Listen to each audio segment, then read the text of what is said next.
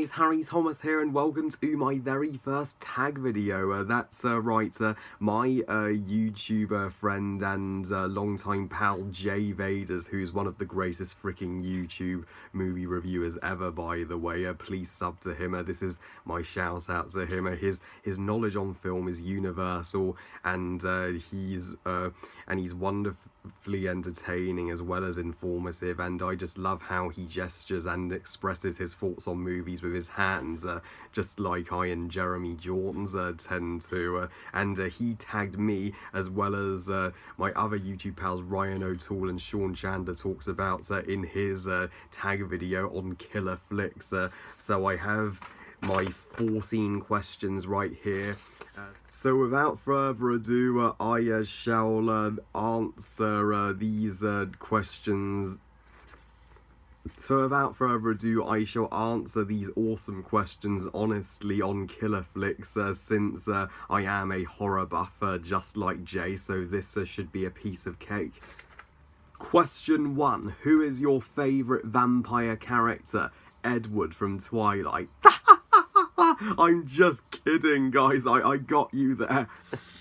No way is it Edward Cullen. Oh no, my actual favourite movie vampire is certainly Christopher Lee's Dracula. Now, there couldn't have been a better actor chosen to play the most iconic vampire of all time, Dracula himself, and Christopher Lee, just give him a villain role and he can play any villain like the back of his hand, and Dracula will forever remain one of his best roles. I mean, just no other Dracula legitimately had me on edge the way he did. Question 2. What was the very first killer flick that opened up your eyes to the world of horror? Easy, Nightmare on Elm Street, not the 2010 remake, which nobody remembers, the original and best, the 1984 Nightmare on Elm Street, which introduced the greatest horror villain that there's ever been, Freddy freaking Krueger. This movie has fucked me up more than any other horror. As soon as I saw it just gave me the thrill of fear. And my mum first saw this movie in her teens, and I inherited my interest in this movie from her, and I'm glad I did, because I wouldn't be the horror buff that I am today if it wasn't for Nightmare on Elm Street. Question 3. What is a really standout geographical setting for a killer flick? I was originally going to pick a graveyard, but now that I've thought about it even harder, I'd say a cabin in the woods. When is visiting a cabin in the woods, in the middle of the woods, for a vacation at night ever been a good idea? When has it ever turned out well? I mean, my favourite horror franchises like Friday the 13th and Until Dawn have taken place in a cabin in the woods, and you have no protection other than your friends. You're entirely isolated from the rest of the world. You have no idea what's hidden in the undergrowth. Your survival instinct super kicks in. What killer flick are you embarrassed to say you love? Please Don't Hurt Me, Abraham Lincoln the Vampire Hunter. Sure, the premise of this movie is dumb as hell, but I don't care. It's still, in my mind, a well-made movie with awesome action sequences and set pieces, and it's actually a thought-provoking idea for a Abraham Lincoln movie. I mean, none of us were alive to see his daily life and routine, so who knows? Perhaps he was a vampire slayer in his day. It just hasn't been taught to us in history class. Question 5. There are a lot of killer flicks based on true events. Do you have a favourite? I sure do. The Conjuring movies, 1 and 2, both Conjuring movies in this franchise made my top 10 best movie lists of 2013 and 2016, with The Conjuring 2 being even better than its predecessor. Vera Fangma's awesome. The child actress is creepy and powerful, and James Wong shows he's a master of directing horror. Question 6. What director would you like to see crossover franchise and make a killer flick? Dan Trachtenberg, director of 10 Cloverfield Lane.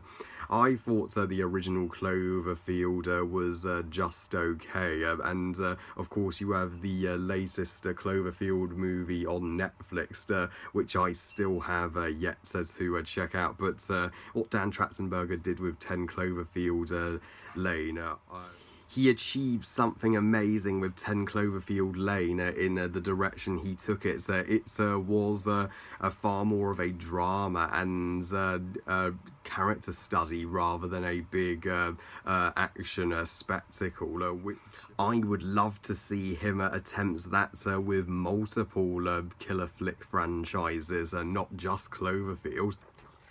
Question 7. What was the toughest killer flick? Question 7. What killer flick was the toughest to watch? Halloween. No contest. That movie made me paranoid beyond imagination. Just the concept of this serial killer who even straight up murdered somebody close to him when he was just a child. That gave me anxiety every Halloween, that there would be a serial killer going around my neighborhood and just slaughtering everybody. Question 8. Who's your favorite killer flick final girl? Nancy Thompson from Nightmare on Elm Street. Ellen Ripley from the Alien franchise is an honourable mention, but Nancy Thompson, unlike Ripley, she didn't need no weapons. She was the only one of the kids in Nightmare on Elm Street smart enough to actually take on Freddy and actually face him down and know his weaknesses. And she doesn't take shit from Freddy. She's a total badass. Every girl in a horror. And she doesn't take shit from Freddy. She's a total badass. Every girl in a killer flick should be like Nancy. Question 9. Which killer flick has scarred you for life? The Fly, 1986, unquestionably.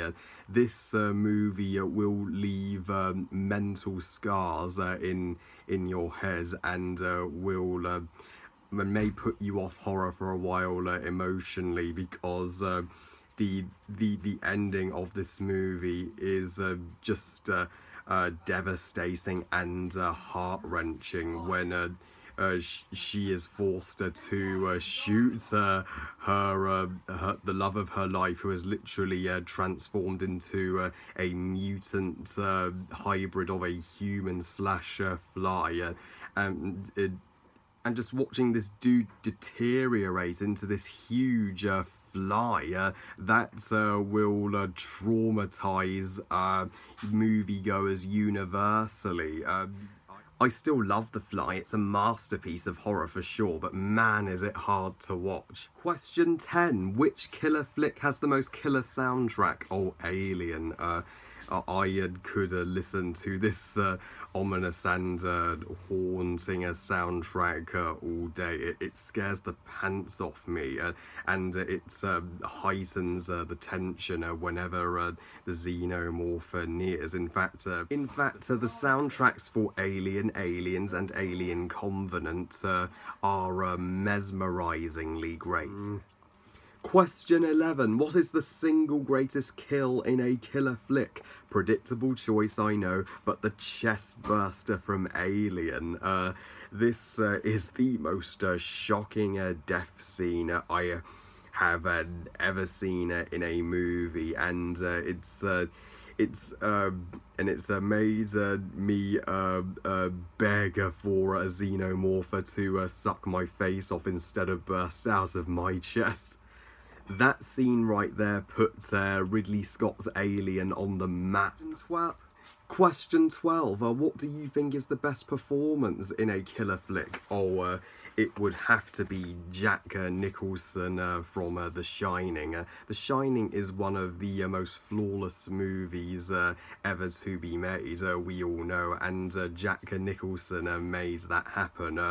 I mean, his performance as the Joker was incredible on its own, but it was The Shining that got him recognised in his acting career. He ups his game. He's sensational. And his character, we want to learn more and more about him as the movie goes on. Jack Nicholson kills it. Question 13. Which killer flick location would you like to visit? Oh, Camp Crystal Lake from Friday the 13th. As long as Jason doesn't show up, I'm more than happy to take a vacation there. It's amazing. It's freaking beautiful out in that wilderness, especially the lake. And final question, question 14. Are there any killers in killer flicks you sympathise with? I strongly sympathise with Carrie, not from the disappointing 2013 remake, but from the awesome original 1976 movie, especially in the prom scene where this innocent girl who is at the highest high in her life then goes to the lowest low in her life. She loses almost everything that day, and you realise she ain't no killer. She's just one of us who's has bad luck. So they were my answers for the. So those were my answers for the awesome questions for the Killer Flicks tag. I am honoured that Jay tagged me. Well, I love you guys. Thank you for watching. I hope you guys enjoyed this tag video. And what were your answers to the questions? Please comment and let me know. Please like this video and subscribe. Please follow me on Twitter and on Google Plus and on Instagram. And I'll see you all next time. And remember, movies are us. Bye, guys.